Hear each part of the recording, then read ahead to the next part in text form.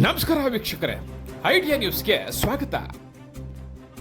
ಕೋಲಾರ ಜಿಲ್ಲಾ ಮುಳಬಾಗಿಲು ಕಾಂಗ್ರೆಸ್ ರಾಜಕೀಯದಲ್ಲಿ ಒಂದಷ್ಟು ನೋವು ಕೂಡ ಇವತ್ತು ಶುರುವಾಗಿದೆ. ಏನ್ ಕಾರಣ?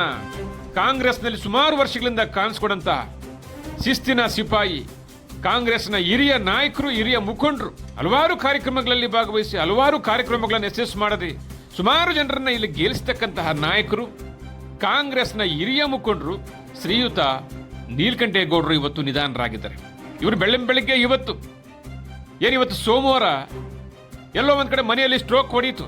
ಇದಾದ ನಂತರ ದಿಢೀರಂತ ಕಾರಲ್ಲಿ ಹತ್ತಿ ಮುಳಬಾಗಿಲು ಬಿಟ್ಟು, ಮೆಡಿಕಲ್ ಕಾಲೇಜ್ ಬಿಟ್ಟು, ಕೋಲಾರ ಬಿಟ್ಟು ನರಸಾಪುರ ಹತ್ರ ಹೋಗೋಷ್ಟೊತ್ತಿಗೆ ಅಲ್ಲಿ ಸ್ವಲ್ಪ ಹೃದಯಾಘಾತದಿಂದ ನಿಧನರಾಗಿದ್ದಾರೆ.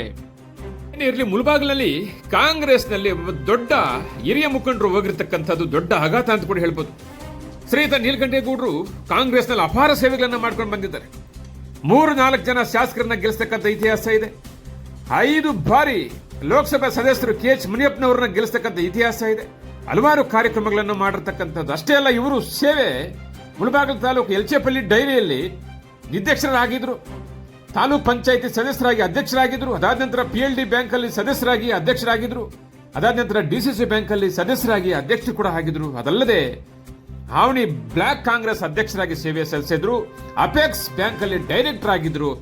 ಮುಳಬಾಗಿಲು ತಾಲೂಕಿನಲ್ಲಿ ಕಾಂಗ್ರೆಸ್ನಲ್ಲಿ ಹಲವಾರು ಜವಾಬ್ದಾರಿಗಳನ್ನ ವಹಿಸಿಕೊಂಡು ಯಶಸ್ವಿಯಾಗಿದ್ದಾರೆ.